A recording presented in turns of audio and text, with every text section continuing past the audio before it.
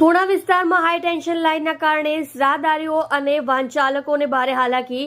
એએપી કોર્પોરેટરે વિરોધ કરતા ટીંગાટોળી કરી ડિટેઇન કર્યા. સુરતના પૂણા વિસ્તારની અંદર હાઈ ટેન્શન લાઇનના કારણે રાહદારીઓ અને વાહન ચાલકો ખૂબ જ હેરાન થઈ રહ્યા છે. અલગ અલગ રાજકીય પક્ષો દ્વારા વારંવાર રજૂઆત કરવામાં આવી હોવા છતાં પણ હજુ સુધી અહીં કોઈ કામગીરી કરવામાં આવી નથી, જેના કારણે લોકોમાં પણ ભારે રોષ જોવા મળી રહ્યો છે. ત્યારે હાલ એએપી કોર્પોરેટરે આ મુદ્દાને લઈને ફરીથી એકવાર વિરોધ પ્રદર્શન કરતા તેઓને ડિટેઇન કરી લેવાયા હતા. હાઈ ટેન્શન લાઇન દૂર કરવા માટે વિરોધ. પૂણા વિસ્તારમાં હાઈ ટેન્શન લાઇનને કારણે અનેક વખત અકસ્માતો થયો હોવાનું સામે આવ્યું છે. ખાસ કરીને જ્યારે વાહનો અહીંથી પસાર થાય છે ત્યારે તે અકસ્માતના ભોગ બને છે.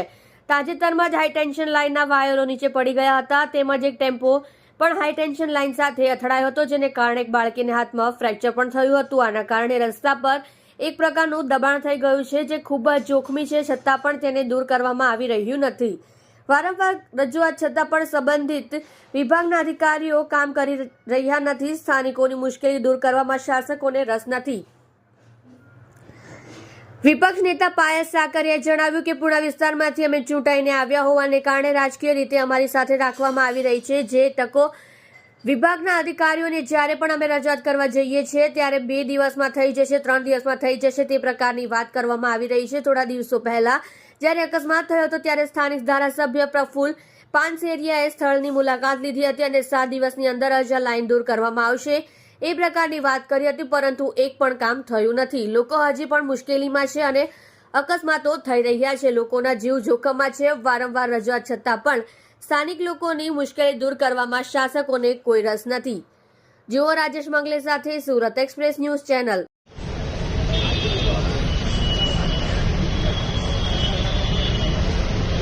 આજરોજ પૂણા વિસ્તારની અંદર કારગિલ ચોકથી નાલંદા સ્કૂલ સુધી જે રસ્તા પર જે હાઈ ટેન્શન લાઇન હટાવવાની વાત છે, આમ જોવા જઈએ તો આખા વિસ્તારમાંથી કવર થતી આ લાઇન છે, જે વર્ષો પહેલા નખાણી હતી.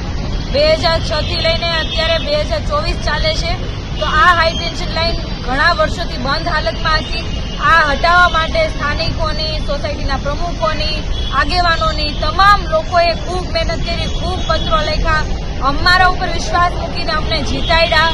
ત્યાર પછી છેલ્લા 2.5 વર્ષથી અમે કન્ટિન્યુ હાઈ ટેન્શન લાઇન હટાવવા, ખાડી ઠીક કરાવવાના મુદ્દે અમે લડતા આવ્યા છીએ. ત્યારે હમણાં થોડા સમય પહેલા જે હાઈ ટેન્શન લાઇન 2 લાઇન પડી, તો ત્યારે ગેટકોના અધિકારીઓ, એસએમસી, જીબી તમામ લોકો દોડતા થઈ ગયા અને હાફડા ફાફડા થઈને ત્યાં સ્થળ ઉપર જઈને કામગીરી કરી.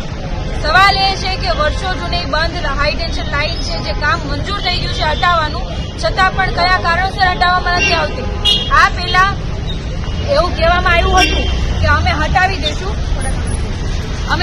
દઈશું અને થોડા સમયની અંદર હટી જશે. જ્યારે અમે અધિકારીઓને ફોન કર્યા છે કે ક્યારે હટાવવામાં આવશે, ત્યારે એવું કહેવામાં આવ્યું છે 2 દિવસમાં હટી જશે, 3 દિવસમાં હટી જશે. પરંતુ આ આવતી 11 તારીખે બોર્ડની 11માં, 10માની, 12માની એક્ઝામો ચાલુ થતી હોય છે. વિસ્તાર ટ્રાફિકવાળો છે.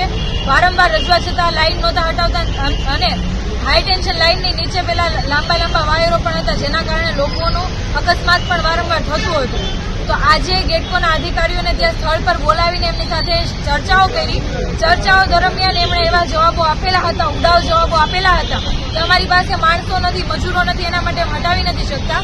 જે બિલકુલ ઉડાવ જવાબ હતો, બિલકુલ સાંભળી શકાય એવું ના હતો. ત્યારે હું, મારા સાથી કોર્પોરેટર એવા શોભનાબેન કેવડિયા, વોર્ડ પ્રમુખ એવા મિલનભાઈ, તુષારભાઈ, અમારી આખી ટીમ સાથે અમે ત્યાં હાઈ ટેન્શનની લાઇન નીચે બેસી ગયા હતા. પછી માનનીય જે પોલીસ સ્ટેશનની અંદરથી માનનીય પોલીસ પીઆઈ સાહેબ ને બધા પીએસઆઈ સાહેબ ને બધા આવેલા હતા. એમણે આશ્વાસન આપ્યું છે કે આજની તારીખમાં પેલી જે લાઇન છે, વાયરો જે ટીંગાય છે, હટાવી દેવામાં આવશે. ગેટકોના અધિકારી સાથે પણ વાત થઈ કે આજની તારીખમાં જે વાયરો છે હટાવી દેવામાં આવશે. પરંતુ સાથે એમણે એવું કીધું છે કે અત્યારે 11 તારીખથી 10માની અને 12માની બોર્ડની એક્ઝામ ચાલુ થઈ છે ને, નાલંદા સ્કૂલ એટલે કે કેન્દ્ર છે, વિદ્યાર્થીઓને પરીક્ષા આપવાનું, જેના કારણે પાવર કટ થઈ શકે નહીં, શટડાઉન થઈ શકે નહીં. જીબી દ્વારા પાવર કટ ના થવાના કારણે લાઇન અત્યારે હટાવી શકાશે નહીં. અત્યારે એટલું ગેટકો તરફથી આશ્વાસન આપવામાં આવ્યું છે કે જેવી આ બોર્ડની એક્ઝામ પૂરી થશે, એટલે કે 28 તારીખ આસપાસ, એટલે તે તરત જ એ કામગીરી ચાલુ કરવામાં આવશે, હાઈ ટેન્શન લાઇન હટાવવામાં આવશે એવું આશ્વાસન આપ્યું છે. પરંતુ અમે એટલું આજે છેલ્લું કહેવા માંગીએ છીએ કે જો આ બોર્ડની એક્ઝામ પછી કામ ચાલુ કરવામાં નહીં આવ્યું, હાઈ ટેન્શન લાઈન નહીં હતી, તો સોસાયટીના લોકો, વિસ્તારના લોકો, તમામ લોકોને સાથે લઈને રસ્તા પર બેસી જશું ને ખૂબ મોટા પાયે ઉગ્ર આંદોલન થશે. બાકી આ હાઈ ટેન્શન લાઈન હટાવીને રહીશું. જય હિન્દ, જય ભારત. સરસ.